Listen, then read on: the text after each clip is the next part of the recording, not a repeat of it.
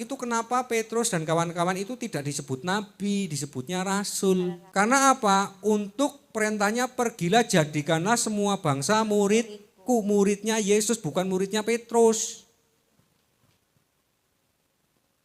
Karena apa? Karunia roh sudah dibagikan setiap orang yang percaya. Beda dengan zaman sebelum Yesus, karunia roh hanya diberikan kepada nabi tertentu seperti Musa contoh. Jadi orang harus jadi muridnya Musa, muridnya Nabi Musa. Karena cuman Musa yang dikaruniai kunci. Tapi kalau zaman setelah Yesus, enggak iso bos. Roh Kudus wes dicurahkan. Setiap orang yang dikaruniai Roh Kudus yang ada padamu ialah yang akan mengajarkan segala sesuatu. Ke tempat di mana aku berada, engkau berada, itu kata Yesus. Berarti kuncinya kita bisa pegang masing-masing kalau kita mau percaya, bertobat dan terima Yesus.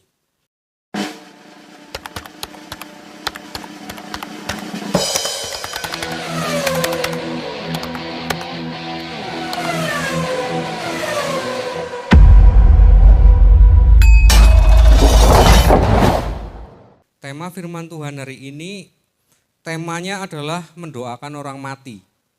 Jadi ini lanjutan dari firman Tuhan minggu lalu. Nah, kita akan cari tahu apakah orang mati itu sebenarnya bisa didoakan atau tidak. Nah, kitab itu kan adalah sebuah kesaksian dari para rasul dan nabi. Tentu kan yang namanya kesaksian itu tidak hanya dari Alkitab. Karena kesaksian itu seperti sejarah. Mungkin ada dari kisah sejarah. Jadi kalau kita mau mencari tahu, berarti kita harus pergi ke sejarah dulu-dulunya itu orang Kristen dari mana. Kita mencoba mendengar ajaran dari gereja barat. Karena yang ada tentang mendoakan orang mati itu adalah dari gereja barat. Gereja Roma, Katolik Roma. Mula-mulanya gimana sih kok orang mati bisa didoakan? Landasan firman Tuhannya itu mereka ambil dari 1 Yohanes 5 ayat 17. Semua kejahatan adalah dosa, tetapi ada dosa yang tidak mendatangkan maut. Iya.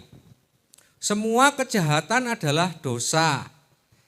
Tetapi ada dosa yang tidak mendatangkan maut. Jadi menurut ajaran gereja barat, ini gereja barat, jadi bukan saya yang menyimpulkan ya, tapi gereja barat. Dalam firman Tuhan yang dibaca tadi menyimpulkan bahwa, ini saya bacakan karena di Alkitab enggak ada. Jadi mereka punya sebuah kitab. Kitab apa itu? Disebut KGK, artinya Katekis Gereja Katolik. KGK nomor 1472.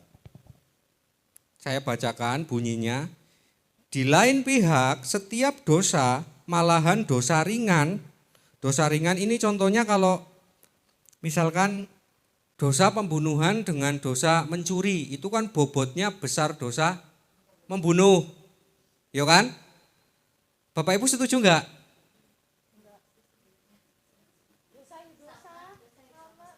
Nah berarti Bapak Ibu logikanya jalan kalau ngomong dosa ya dosa. Berarti enggak gampang nerima, tapi ini kan paham mereka. Jadi paham mereka begini, misalkan aku dosa itu di dalam hati, iri hati. Itu lebih kecil bobotnya daripada orang yang dosanya membunuh. Nah mereka berdasarkan ayat tadi, itu disimpulkan seperti itu. Nah makanya mengakibatkan suatu hubungan berbahaya dengan makhluk. Hal mana membutuhkan penyucian atau di dunia ini atau sesudah kematian. Di dalam yang dinamakan purgatorium. Purgatorium dalam kurung api penyucian. Penyucian ini membebaskan dari apa yang orang namakan siksa dosa sementara. Siksa dosa sementara ini seperti ini. Misalkan jemaat gereja ini melakukan dosa, maka dia harus melakukan sakramen tobat atau pengakuan dosa. Nah, maka kalau sudah melakukan itu, maka dosanya akan dihapus, diampuni, tapi sisa hukumannya belum selesai. Nah, jadi masih dia di sini dikatakan siksa dosa sementara, dosamu wis diampuni tapi siksa dosanya masih. Sedangkan kan di sini di surga ini kan kuduslah kamu sebab Allah kudus. Maka nek urung kudus urung iso mlebu surga. Misalkan orang punya dosa ringan, kan enggak boleh masuk sini. Tapi di situ tadi ngomong ada dosa yang tidak mendatangkan maut, dosa ringan. Menurut mereka itu enggak masuk neraka, kan enggak mendatangkan maut. Terus masuk kemana dong? Masuk ke namanya tempat api penyucian. Jadi purgatorium. Ini bukan tempat yang seperti Abraham dan Lazarus kemarin, enggak. Jadi ini enggak bisa disebut alam maut. Karena apa? Karena vonisnya di sini orang sudah nanti bakalnya ke surga. Menurut ajaran itu. Tapi belum bisa masuk surga karena apa? Punya dosa sisa sementara sing urung dibersihkan, urung dibereskan. Jadi menurut mereka akan dibereskan di sini, di api penyucian. Nah, tapi ini akan lama. Ibaratnya gereja memberi solusi, pingin cepet pora, ngono. Nek pingin cepet, eneng carane. Saya bacakan lagi dasar dari kitab mereka KGK nomor 1030. Bunyinya, siapa yang mati dalam keadaan rahmat dan dalam persahabatan dengan Allah, namun belum disucikan tapi nek urung suci, memang sudah pasti akan keselamatan abadinya. Berarti sudah pasti selamat tapi urung lebu. Karena belum, ibarat orang ke sini kakinya masih kotor, jadi cuci kaki dulu di sini. Seperti itu. Nah, tetapi ia masih harus menjalankan satu penyucian untuk memperoleh kekudusan yang perlu. Nah, berarti kan belum kudus. Kurang kudus lah. Supaya dapat masuk ke dalam kegembiraan sorga. Ini nalar teologis menurut mereka. Terus siapa yang bisa masuk ke sini? Ya orang-orang yang benar-benar kudus. Yang perbuatannya, pokoknya ibarat Bapak Ibu kalau target masuk Firdaus itu perbuatannya 100. Kalau Bapak Ibu perbuatannya cuma 50, itu belum bisa masuk sini. Karena iman harus ditunjukkan dengan perbuatan. Tapi ada orang yang misalkan perbuatannya 200, berarti kan berlebih. Sisa 100. Maka sisanya itu seperti apa? Nah, disimpulkan lagi oleh mereka. Kalau sampai ada orang yang perbuatannya itu berlebih. Sisa. KGK nomor 1477. Bunyinya seperti ini. Dengan demikian mereka ini siapa? Para kudus. Memperoleh keselamatan sendiri dan karena itu juga menyumbang demi keselamatan saudara-saudaranya dalam kesatuan tubuh mistik. Jadi yang disebut para kudus ini kalau ada orang dari sini yang bisa yang memiliki rahmat berlebih, maka siapa mereka? Nah, kalau orang punya rahmat berlebih maka bukan hanya kelebihan rahmat, mereka juga disebut santa dan santo. Ya. Karena apa? Punya rahmat berlebih. Terus rahmat berlebih itu disimpan, kelebihannya tadi dikumpulkan. Dikumpulkan kemana? KGK 1476. Bunyinya, kekayaan rohani persekutuan para kudus ini kita namakan juga harta pusaka gereja. Nek Kristen kan duwene kantong kolektor, ya kan? Jadi ora iso nyumbang yo. Ini ibaratnya pemimpin iki rahmate berlebih. Yo engko nek kowe kekurangan perbuatan tak sumbang lah. Nah, ibaratnya mereka itu seperti itu. Iya. Ada dasar firman-nya enggak? Nah mereka katakan ada. Mana? Roma 15 ayat 1, coba baca. Kita yang kuat wajib menanggung kelemahan orang yang tidak kuat dan jangan kita mencari kesenangan kita sendiri. Dasarnya ini, kita yang kuat. Berarti kalau di dalam kisah itu kan sepertinya yang punya 2 helai baju memberikan sehelai baju sing kepada saudaranya. Tapi di sini dia menyimpulkan firman ini bahwa berlaku untuk harta rohani juga. Jadi tak sumbang lah misalkan orang yang di sini mati dalam keadaan kurang rahmat. Jadi diambilkan dari deposito rahmat berlebih tadi. Yang ditabung di dalam gereja, pusaka gereja, di sini dikatakan harta pusaka gereja. Orang yang di sini ini tidak bisa didoakan oleh sembarangan, jadi harus lewat gereja, harus pakai yang pegang kunci, yang bisa memberikan tadi pusaka rohani gereja. Kalau orang nyebutnya kan surat pengampunan dosa, tapi mereka enggak mau disebut surat pengampunan dosa. Karena itu disebutnya apa? Disebutnya indulgensi, artinya penghapusan hutang. Nah, dari kisah inilah yang menyebabkan aliran gereja terpecah. Karena pada saat itu ada misa arwah. Jadi dalam prakteknya itu dilakukan, waktu itu ada di dalam gereja barat itu ada para bapak gereja. Salah satunya itu Martin Luther. Nah, Martin Luther ini melihat, jadi pada saat misa itu berlangsung, pas koinnya itu dijatuhkan ini, terus yang memimpin misa ini mengatakan bahwa jiwanya langsung dari sini naik ketika koin ini maksudnya uang, persembahan. Ketika persembahan itu dimasukkan, maka otomatis jiwa ini. Nah, Martin Luther menilai bahwa lah kalau gitu itu sama saja menjual, praktek menjual pengampunan dosa, menjual surat pengampunan dosa. Karena lah kalau orang miskin enggak bisa mengajukan seperti itu. Nah akhirnya dari situ pecah. Gereja barat pecah, jadi yang satu tetap Katolik, yang satu Protestan. Pecah. Nah Protestan mendasarkan iman lebih nyondong bahwa tidak ada seorang pun yang benar karena melakukan hukum Taurat. Tetapi hanya karena iman. Makanya sering orang Kristen kebablasan akhirnya. Percaya saja masuk surga dijamin. Jadi yang satu ini kelabasan, yang satu ini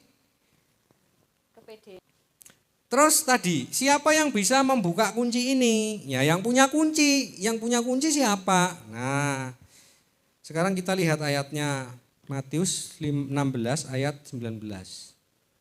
Kepadamu akan kuberikan kunci kerajaan surga, apa yang kau ikat di dunia ini akan terikat di surga, dan apa yang kau lepaskan di dunia ini akan terlepas di surga. Iya, kepadamu akan kuberikan kunci kerajaan surga. Apa yang kau ikat di dunia ini akan terikat di surga. Jadi kalau orang dinyatakan dosanya diampuni ya diampuni, tapi dosanya tetap ya tetap. Nah, siapa ini yang dapat kunci? Ayat 18 coba. Atasnya ayat 18. Dan aku pun berkata kepadamu, engkau adalah Petrus, dan di atas batu karang ini aku akan mendirikan jemaatku, dan alam maut tidak akan menguasainya. Siapa yang dapat kunci? Petrus apa rasul apa sapa?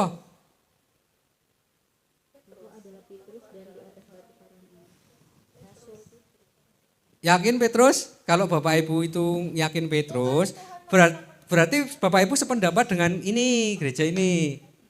Itu dia mengatakan kepada Petrus di atas batu karang. Nah, Yesus. lah kan ini saya bacakan ayat 18. Dan aku pun berkata kepadamu, engkau adalah Petrus. Dan di atas batu karang ini aku akan mendirikan jemaatku. Gereja ini terjemahan aslinya bukan jemaat. Aku akan mendirikan gerejaku. Dan Allah maut tidak akan menguasainya. Kepadamu, mu ini kecil, huruf kecil. Akan kuberikan kunci kerajaan sorga. Apa yang kau ikat di dunia ini akan terikat di surga, dan apa yang kau lepaskan di dunia ini akan terlepas di surga. Lah di sini Yesus ngomong kok kepadamu, huruf kecil. Tak kei kunci kerajaan sorga. Diberikan pada siapa? Setiap kita. Nah, tapi mereka enggak gitu. Diberikan kepada Petrus. Yang kuat itu. Petrus, apakah engkau mengasihi aku? Gembalakanlah dombaku. Jadi Petrus itu menurut mereka itu pimpinan gembala, pimpinan para rasul. Ya memang pimpinan para rasul. Nah, tapi menurut mereka juga kunci ini hanya diberikan spesial kepada Petrus. Begitu. Tapi apakah benar spesial hanya kepada Petrus? Nah, baca konteks ayat ini. Ayat 15 coba baca. Ayat atasnya ayat 15. Kita lihat kasusnya. Lalu Yesus bertanya kepada mereka, tetapi apa katamu, siapakah aku ini? Ayat 16. Maka jawab Simon Petrus, engkau adalah Mesias, anak Allah yang hidup. Ayat 17. Kata Yesus kepadanya, berbahagialah engkau Simon bin Yunus, sebab bukan manusia yang menyatakan itu kepadamu, melainkan Bapakku yang di surga. Nah, ini murid-muridnya Yesus 12, mungkin pada waktu itu 12, mungkin lebih, karena yang lain juga ada 70 murid. Yesus nanya sama murid-muridnya, tetapi apa katamu? Kalau orang lain ditanya, menurut kamu aku ini siapa? Orang-orang itu ngomong, ada yang mengatakan Yesus itu, Yohanes Pembaptis. Yesus itu, Elia. Nah, tapi Yesus lah, menurut 12 murid ini, Yesus pengen tahu, Jel, menurutmu kamu yang setiap hari bersama aku, kamu bisa kenal aku enggak? Aku ini siapa? Nah, ternyata ada satu yang mengenal Yesus, yaitu Simon. Maka jawab Simon Petrus, engkau adalah Mesias, anak Allah yang hidup. Maksudnya ini sederhananya gini, orang baru bersama Yesus beberapa tahun, itu sudah bisa mengerti Allah Tritunggal. Secara logika orang Kristen saja yang 40 tahun belum tentu bisa mengerti logika Allah Tritunggal. Tapi Petrus ini wes ngerti, engkau adalah anak Allah yang hidup. Firman-Nya Allah yang hidup. Nah, berarti terus Yesus ngomong ayat bawahnya, kata Yesus kepadanya, berbahagialah engkau Simon bin Yunus, sebab bukan manusia yang menyatakan itu kepadamu, melainkan Bapakku yang di surga. Artinya berarti Petrus ini mendapat karunia Roh Kudus, energi yang bisa membuat Petrus itu mengerti bahwa Yesus itu firman Allah. Jadi kalau Bapak Ibu mengerti rahasia kebenaran firman Tuhan, itu bukan karena logika otak Bapak Ibu, tetapi karena ada karya Roh Kudus. Karunia. Nah, karena Simon ini dapat karunia Roh Kudus itu, maka Yesus ngomong, dan aku pun berkata kepadamu, engkau adalah Petrus. Sama saja diberi nama baptis, kan jenenge Simon. Dan di atas batu karang ini aku akan mendirikan jemaatku. Ini sebenarnya Yesus mau ngomong setiap orang yang diberi karunia Roh Kudus, kepadanya aku berikan kunci kerajaan sorga. Dia menjadi imamat yang rajani. Tapi ini diterjemahkan secara harafiah. Sing oleh kunci Petrus, pokoknya gereja ya gereja mula-mula. Gereja yang lain orang duwe kunci. Karena yang megang kuncinya Petrus, akhirnya ini menjadi jabatan. Sampai sekarang. Karena keimaman, ya makanya jadi seperti nabi. Karena sekarang itu kenapa Petrus dan kawan-kawan itu tidak disebut nabi, disebutnya rasul. Karena apa? Untuk perintahnya pergilah jadikanlah semua bangsa muridku, muridnya Yesus bukan muridnya Petrus. Karena apa? Karunia roh sudah dibagikan setiap orang yang percaya. Beda dengan zaman sebelum Yesus, karunia roh hanya diberikan kepada nabi tertentu seperti Musa contoh. Jadi orang harus jadi muridnya Musa, muridnya Nabi Musa. Karena cuman Musa yang dikaruniai kunci. Tapi kalau zaman setelah Yesus, enggak iso bos. Roh Kudus wes dicurahkan. Setiap orang yang dikaruniai Roh Kudus yang ada padamu ialah yang akan mengajarkan segala sesuatu. Ke tempat di mana aku berada, engkau berada, itu kata Yesus. Berarti kuncinya kita bisa pegang masing-masing kalau kita mau percaya, bertobat dan terima Yesus. Nah sekarang kembali ke ayat yang menjadi pedoman tadi bahwa ada dosa yang mendatangkan maut dan dosa yang tidak mendatangkan maut. Menurut mereka kan ini bobotnya beda.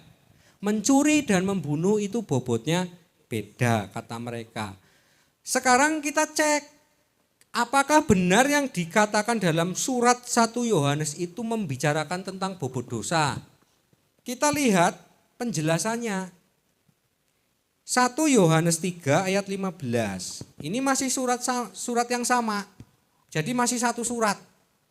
1 Yohanes 3 ayat 15. Setiap orang yang membenci saudaranya adalah seorang pembunuh manusia. Dan kamu tahu bahwa tidak ada seorang pembunuh yang tetap memiliki hidup yang kekal di dalam dirinya. Nah, iki surat 1 Yohanes malah ngomong, lah kue membenci saudaramu ya kue pembunuh juga. Berarti kan salah tafsir kan. Tadi ngomongnya mencuri dan membunuh bobotnya besar membunuh.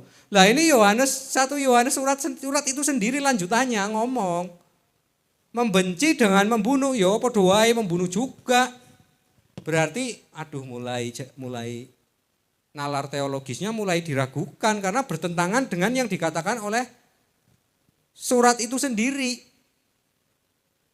Nah, kita lihat ayat lain. Jadi kalau kesaksian, kan kita firman ini adalah kesaksian.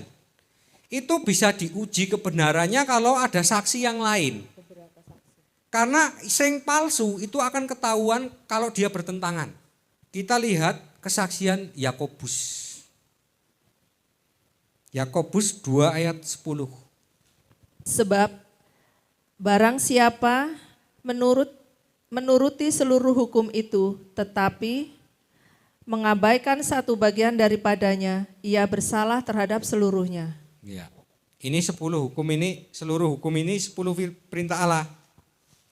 Jangan membunuh, jangan mencuri, jangan berdusta, jangan berzina, jangan mengingini tok ora oleh. Nek berdosa salah satunya itu sama saja berdosa seluruhnya. Berarti yang bobot dosa ora? Enggak ada, sama aja kan?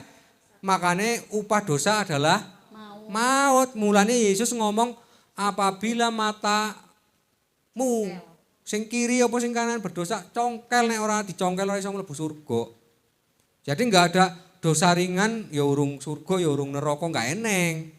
Jadi enggak ada orang kayak gini, di sini enggak ada. Terus berarti tadi yang dikatakan tentang ada dosa yang maut yang mendatangkan maut dan tidak mendatangkan maut itu menerangkan tentang apa?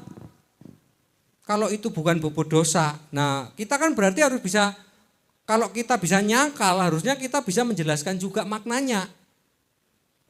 1 Yohanes 5 ayat 16.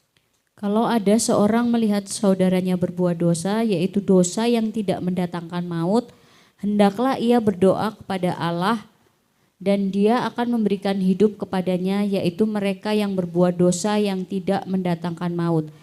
Ada dosa yang mendatangkan maut, tentang itu tidak kukatakan bahwa ia harus berdoa. Iya. Ini di surat ini dinasehatkan di dalam gereja. Kalau ada seorang melihat saudaranya berbuat dosa, yaitu dosa yang tidak mendatangkan maut, hendaklah ia berdoa. Siapa ini yang suruh berdoa? Kita yang melihat saudara kita. Tapi hanya dosa yang tidak mendatangkan maut. Nah, ia berdoa kepada Allah dan Dia akan memberikan hidup kepadanya, yaitu mereka yang berbuat dosa yang tidak mendatangkan maut. Ada dosa yang mendatangkan maut, tentang itu tidak kukatakan bahwa ia harus berdoa. Jadi kalau ada saudara kita yang seiman, yang segereja, yang melakukan dosa yang mendatangkan maut, ini di dalam surat ini tidak kukatakan harus berdoa. Mudeng ora Bapak Ibu? Tak kasih contoh. Nek karo contoh mesti mudeng. Nah, semua dosa itu mendatangkan maut. Tapi kok neng kene neng diomongke dosa sing ora mendatangkan maut. Ini misalkan di dalam suatu negara, misalkan di Indonesia, orang pasang nomor itu kalau dilaporkan polisi bisa masuk penjara enggak? Masuk. Kalau orang pasang nomor di Thailand bisa masuk penjara enggak? Karena apa? Sudah enggak ada hukumnya. Bedanya apa dengan di Indonesia? Undang-undangnya. Hukum kan? Betul. Beda hukumnya. Jadi beda kewarganegaraan. Kalau kita pasang nomor di Indonesia, ya kowe kena pasal. Tapi nek nang Thailand enggak. Lah ini sebenarnya surat 1 Yohanes itu mau membicarakan kamu orang-orang yang di dalam gereja, kamu itu semua hidup di bawah hukum kasih karunia. Bukan di bawah hukum Taurat. Makanya dikatakan bahwa kita tahu bahwa setiap orang yang lahir dari Allah tidak berbuat dosa, tetapi dia yang lahir dari Allah melindunginya dan si jahat tidak dapat menjamahnya. Sama seperti orang yang pasang nomor di Thailand. Arep dituntut, loh itu kan perbuatan dosa, ora iso dilindungi negara. Nah, kalau di dalam gereja, kita yang hidup bergereja, kita misalkan berbuat dosa, itu kita enggak bisa langsung didakwa oleh penuntut iblis. Karena apa? Dilindungi. Dilindungi oleh siapa? Yang punya jaminan. Yang bisa membayar tebusan dosa. Dilindungi oleh Yesus Kristus. Terus bagaimana kalau kita tetap hidup di dalam gereja, kita berdosa? Yang mendatangkan maut yang seperti apa? Yang mendatangkan maut itu yang seperti ini. Misalkan orang di dalam gereja nyuri duit kas. Kita tahu. Nah, kita harus lihat dia ketika nyuri itu ngakui salah apa enggak. Kalau dia ngaku salah, berarti dosanya itu tidak mendatangkan maut. Karena apa? Arep dituntut ora iso karena ngaku salah. Maka Yesus nutup. Karena kamu ngakui salah dan bertobat, maka dosamu enggak mendatangkan dakwaan dari iblis. Karena apa? Dosanya Yesus yang tanggung. Maka dosanya tidak mendatangkan maut. Nah, orang itu kan saudara itu sudah ngaku salah, maka saudara yang lain itu disuruh mendoakan. Kenapa? Yo jangan-jangan dia lupa berdoa sebelum matahari terbenam. Karena pendamaian itu kepada Allah Bapa dan kepada sing dakwa tadi. Jadi kalau orang misalkan tadi mencuri duit kas, tapi dia enggak ngaku salah, kita di sini dikatakan tentang hal itu tidak kukatakan dia harus berdoa. Terus harus ngapain? Harus ditegur dulu supaya ngaku salah baru berdoa. Jadi jangan kita melihat saudara kita nyuri duit kas, terus ampunilah mereka ya Tuhan sebab mereka tidak tahu apa yang mereka perbuat. Lah itu salah kaprah. Kalau musuh ya. Kalau musuh ya. Nah itu karena apa? Beda kewarganegaraan. Kalau musuh kita itu mereka hidup menganut hukum Taurat. Maka kalau mereka menyakiti kita, ampunilah mereka. Tapi kalau sesama-sama penganut hukum kasih karunia, seperti tadi. Nah, berarti di surat Yohanes itu sebenarnya mau menceritakan tentang doa, bukan tentang bobot dosa, misalkan membunuh lebih besar dosanya daripada mencuri. Maka harusnya kan orang yang membunuh sudah nggak bisa masuk surga kan. Nah, sekarang Elia membunuh 450 nabi Baal, disembelih. Elia mati enggak? Sekarang. Jadi imam nang dhuwur. Nang ruang kudus. Padahal membunuh 450 nabi Baal. Membunuh dosa enggak? Dosa. Lah kok bisa masuk sini?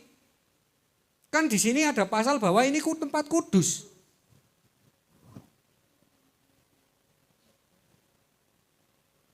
Misalkan mau dibantah, loh kan Elia berperang di jalan Tuhan, jihad. Terus ajaran Yesus yang mengatakan kasihilah musuhmu gimana?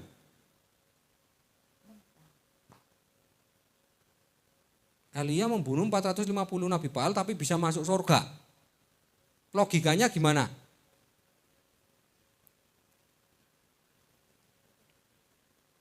Daud membunuh berlaksa-laksa.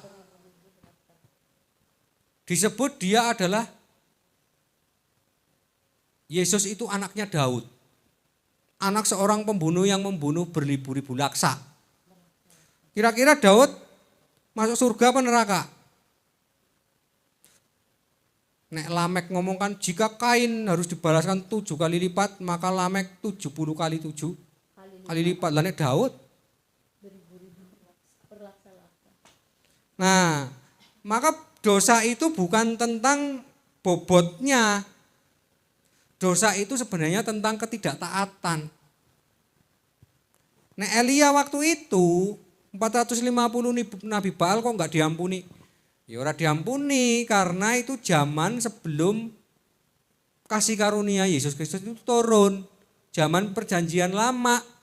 Kalau itu dibiarkan hidup 450 nabi Baal, maka akan semakin banyak keturunan yang menciptakan manusia baru yang jadi antikristus.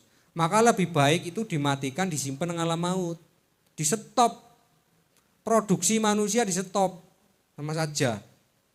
Makanya ketika Musa membawa bangsa Israel keluar ke padang gurun terus menghadapi bangsa Amalek. Kalau Tuhan suruh maju, suruh perang, ya perang. Tapi kalau Tuhan enggak suruh maju, enggak boleh. Karena nek maju sendiri tanpa Tuhan nyuruh, darahnya kamu tanggung sendiri. Tapi nek membunuhnya karena firman yang nyuruh, wis yang itu dimatikan. Lah kok dosanya siapa? Yesus yang tanggung. Jadi maksudnya Yesus bukan jahat, tetapi daripada dia tetap hidup tapi menjadikan keturunan bangsa yang semakin jahat, mending disimpan dengan alam maut. Tapi akan berbeda di zaman perjanjian baru. Kalau di zaman perjanjian baru orang nggak boleh dibunuh lagi. Karena apa? Wis eneng kasih karunia yang bisa menjadikan orang lahir baru. Jadi dosanya seperti apa orang di perjanjian baru setelah Yesus itu harus diampuni. Kita buka Filipi 3 ayat 20. Filipi 3 ayat yang ke-20, karena kewargaan kita adalah di dalam surga dan dari situ juga kita menantikan Tuhan Yesus Kristus sebagai juru selamat. Iya. Jadi karena dikatakan karena kewargaan kita adalah di dalam surga. Jadi kalau kita percaya Yesus itu dibaptis. Itu sebenarnya kita pindah kewargaan. Gampang ngomong, jadi kewarganegaraannya pindah. Jadi kita enggak terikat dengan hukum Taurat. Kalau Bapak Ibu dosa terus eneng penuntut. Karena apa? Lah aku wis beda pindah kewarganegaraan, aku hukumnya melu hukum kasih karunia, hukum kerajaan surga. Nah, Jadi yang dikatakan orang bisa masuk surga itu bukan berarti orang itu kudus nggak punya dosa. Karena kudusnya pencipta, kalau ini Yesus ini kan firman-Nya Allah pencipta. Kudusnya Yesus beda dengan kudusnya ciptaan wakili sapa ya? Elia. Beda. Karena Elia makhluk ciptaan, Yesus firman-Nya Allah pencipta. Maksudnya seperti ini. Ketika misalkan Elia berdosa, dosanya ditanggung oleh pencipta, oleh Yesus. Dosanya lunas. Nah, tapi Elia kan masih hidup. Dia enggak akan pernah bisa mencapai kesempurnaan enggak berbuat dosa lagi. Karena apa? Karena dia makhluk ciptaan punya kehendak bebas. Tetapi dia tetap bisa masuk surga ketika apa? Ketika taat. Kalau dia salah ngaku salah. Maka akan diambilkan dari Yesus. Iki baru deposito rohani raison teng dari Yesus. Bukan deposito rohani punya orang go nyumbang dari orang.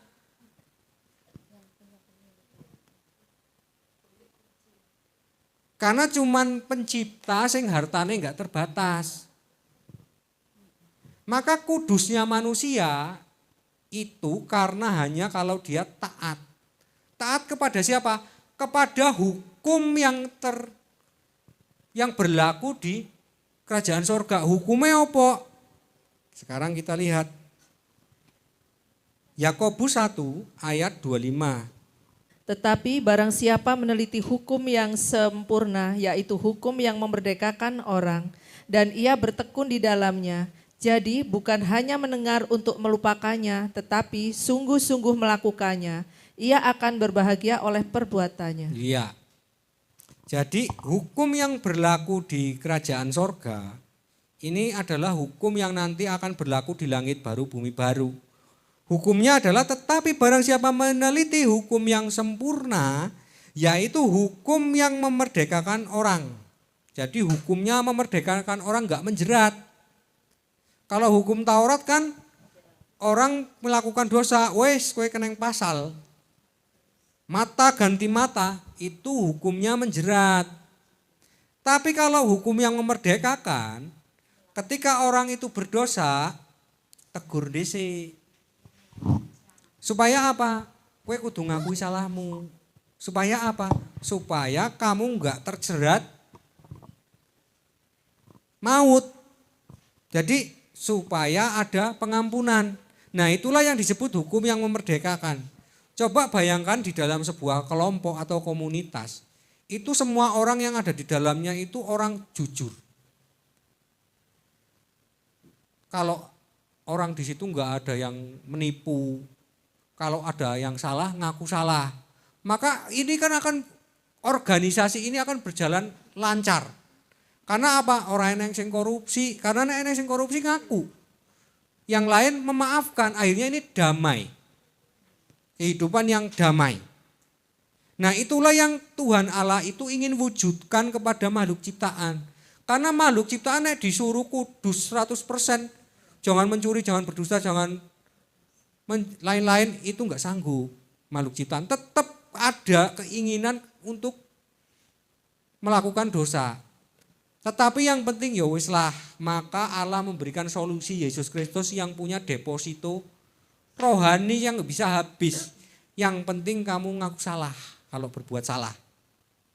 Jadi Yesus memberi kasih karunia. Nah, itulah hukum yang memerdekakan. Nah, maka kalau kita tetap tinggal di dalam hukum itu, artinya kita menjalankan hukum itu, kita kalau mati nanti, itu posisinya ya langsung firdaus walaupun kita enggak 100% kudus. Tapi kita taat.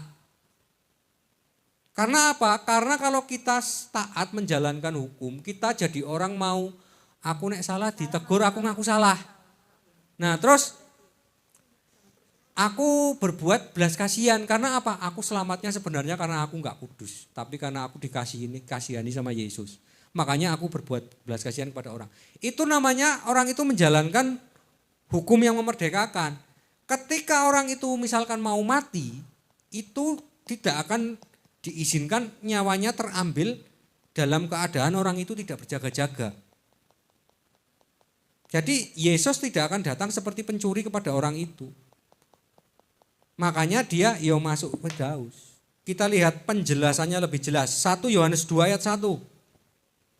Anak-anakku, hal-hal ini kutuliskan kepada kamu supaya kamu jangan berbuat dosa.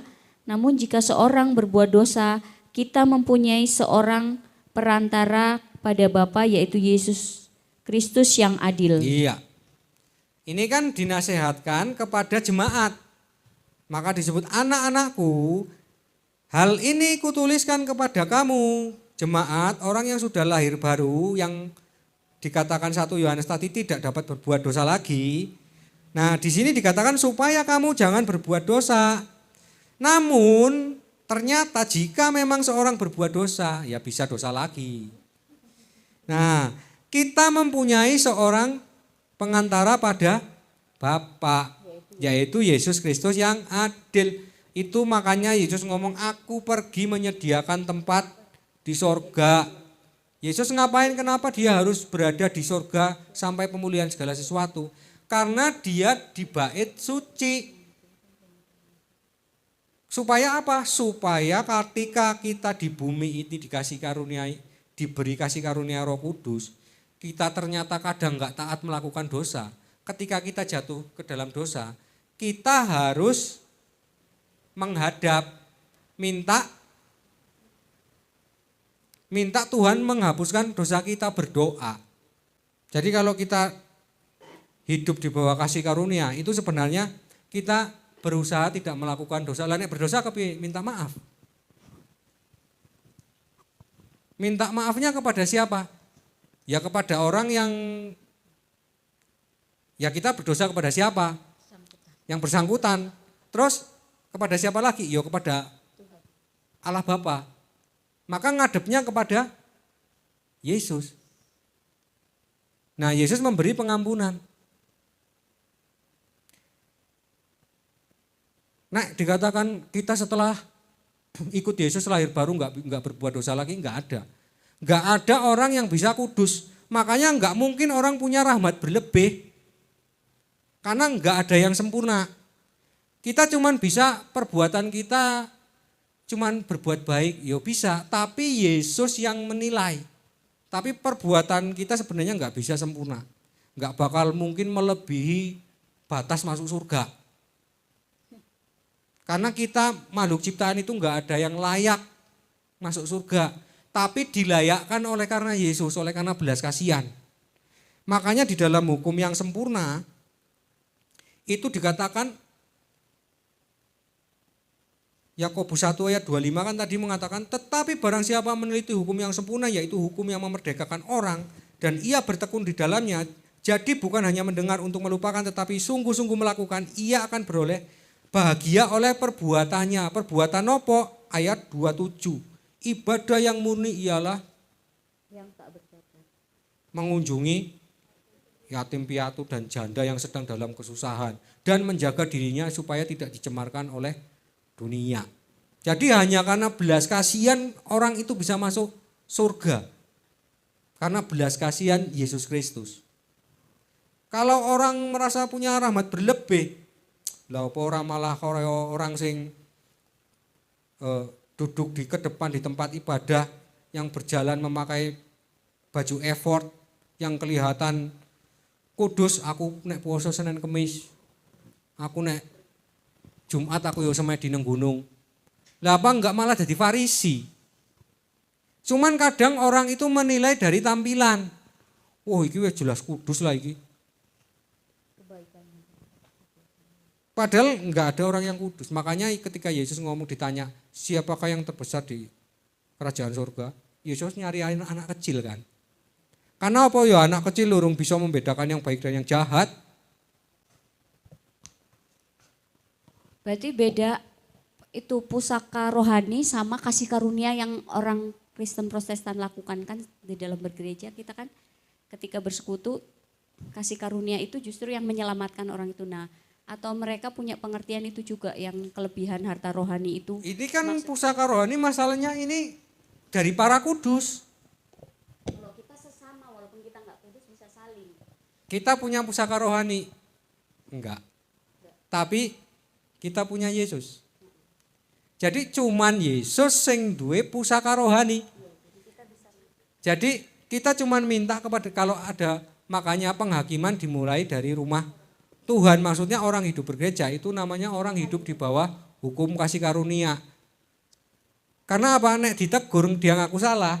Kita punya Yesus yang punya tebusan tak terbatas. Itulah pusaka rohani. Karena darah dan tubuh yang dikorbankan itu pusaka rohani yang nggak bisa habis. Nah, beda dengan yang ini tadi. Ini kan pusaka siapa tadi? Para kudus. Para kudus siapa? Manusia. Yakin pusaka ini cukup untuk dibagikan seluruh umat di dunia, seluruh jemaat?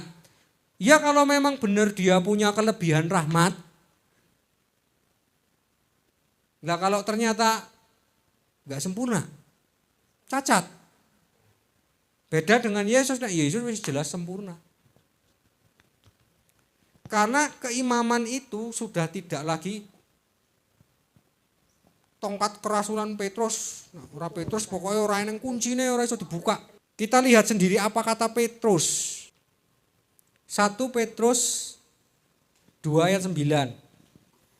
Tetapi kamulah bangsa yang terpilih, imamat yang rajani, bangsa yang kudus, umat kepunyaan Allah sendiri, supaya kamu memberitakan perbuatan-perbuatan yang besar dari Dia yang telah memanggil kamu keluar dari kegelapan kepada terangnya yang ajaib. Itu kitab apa judulnya? 1 Petrus kan? Berarti suratnya siapa? Petrus. Lah Petrus wae ngomong, kowe lho imamat sing rajani udah aku tok. Ngono. Lah kok ini nyimpulkan yang jadi imamnya pimpinan tertinggi Petrus. Nah ora Petrus ora iso buka kunci. Lah Petrus sendiri ngomong kamulah jemaat imamat yang rajani bangsa terpilih. Jadi setiap orang dari antara kamu yang hidup di dalam persekutuan Roh Kudus itu bisa memintakan belas kasihan kepada Yesus kalau saudaranya salah. Iso dadi imame. Bahkan kita bisa mengimami orang yang belum percaya Yesus ketika orang itu menderita. Makanya ada orang yang diberi kuasa menyembuhkan orang sakit. Karena apa? Kita dipilih menjadi imam di bumi.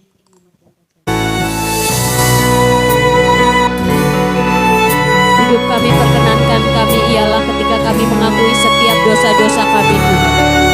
Ketika kami satu dengan yang lain saling mengampuni dan kami berdamai atas hidup kami Tuhan. Pada tempat yang mulia anugerah-Mu tercurah, Kau berikan hidup-Mu sebagai ganti dosa-Ku.